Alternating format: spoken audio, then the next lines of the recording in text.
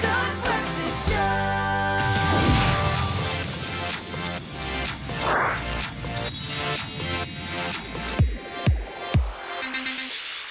Welcome back. Yes, we are taking a techie turn and we're going to continue our conversation about our favorite childhood games.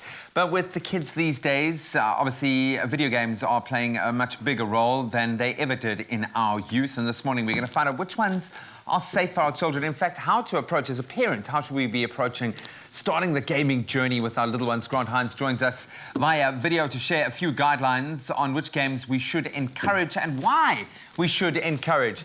Buddy, I know I'm kind of preaching to the converted here, but maybe you can give us some tips. For me specifically, being a parent of a child, I always reckon when Jack's like 4, 5, he's 4 now, when he's 5, 6, maybe I'm going to introduce a console and we're going to start playing. How should I approach it and what should I bear in mind?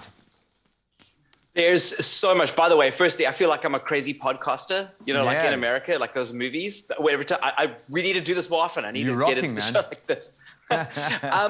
There's a couple of things that you need to do. And if you are completely fresh to video games, I get those kinds of questions all the time. The first thing you need to do is check out age restrictions. There are literally age restrictions on the box, thanks to PEGI or the FPB. And it's really important that you use those as guidelines. Use your own discretion as a parent. You understand your child way better than any governmental organization does. Sure. And you've got values that any governmental organization has that are different. And you are entitled to raise your child differently to what the government is telling you to raise a child. And that's very important. But look at those age restrictions as a really nice guideline. I'll give you some broad strokes. The second thing is don't dismiss gaming as a fad in a child's life. Children are going to be playing more and more video games as they grow up. It's the same as us. We watch a lot of TV and movie series. Can you imagine our parents told us that TVs and movies like a series were going to be a fad? That's insane. That's something, that's a kind of media that it's going to be regularly consumed. And there are lots of benefits to consuming gaming media over passive media. So the difference between gaming and television is that gaming is interactive and TV is passive. So gaming allows children to engage with other people, number one, socially, and with each other, and also do problem solving. So they aren't just sitting like vapidly absorbing Pokemon on or Dragon Ball Z on a 4 o'clock in the afternoon. They're literally problem solving puzzles and progressing through a game and kind of learning as they're having fun, which is something that, like, having an active brain is better than a passive brain. Completely. So that's the first thing.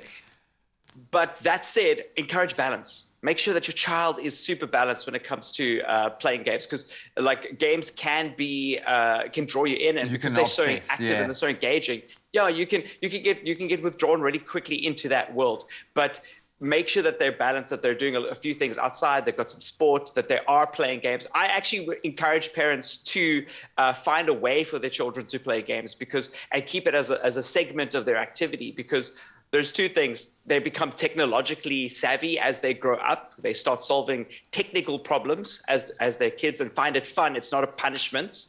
You know, that's when we see technical things as a punishment, or you go like video games are bad, then you start instilling this idea that coding, technology, new innovation is somehow bad, and let's be honest, they're going to need it. It's going to be so blended into their lifestyle, their future jobs. You've got to future-proof your child, and playing games is a great way to start that. So let's get into some good suggestions. I've caught some visuals of a few that I might kind of recognize. Can you recommend some great games to start off with, and why you recommend them? Okay, great games to start off with and encourage is firstly Minecraft. Minecraft you might have heard about, and it might look very strange to you, but it's this generation's form of Lego. So you collect material in and around a world made of squares, and then with that material, you build objects in that space. You can build houses, you can build whatever you want. And the magic thing is, unlike Lego, because Lego is just plastic bricks, this world is, each of those items have attributes. So you can make fire with wood, you can make swords with steel, you can make windows with glass, you can make glass with lava. And those are all things that children are going to learn as they progress, and it's fun. And here's the great great thing, you can play together with your family and your friends. So you could sit down and play with your kids and build together and have Minecraft evenings, which is really cool. That's and get very creative. cool. The next one is Roblox. Roblox is very similar in the sense that it's kind of like, we call it like a sandbox world. Okay. It's like you can do whatever. Just go and play. Whatever Yeah. they want you to do. Yeah, they're just like little like things in and around the world that you can use and create. It's literally like a sandbox. Then Fortnite, I highly recommend if your child is old enough, like maybe around about 10 or so, and the kids, if their friends are playing Fortnite, It's so one thing I social, highly yeah. recommend is sit down with your child and play with them. It's one of the great opportunities where you can sit and enjoy the same kind of game that your kids are playing and then have that bonding time with them. And then lastly, I recommend any form of city builder. You might know SimCity or The original, Civilization.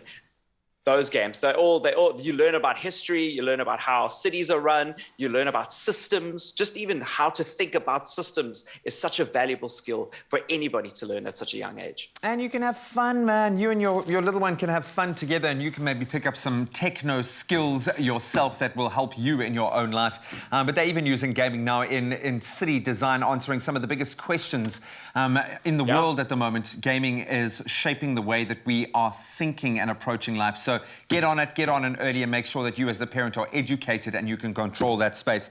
Grant, thank you so much, buddy. You're a big kid at heart, and that's why we love you, dude. And thanks for jacking up the studio for us this morning. It's been awesome.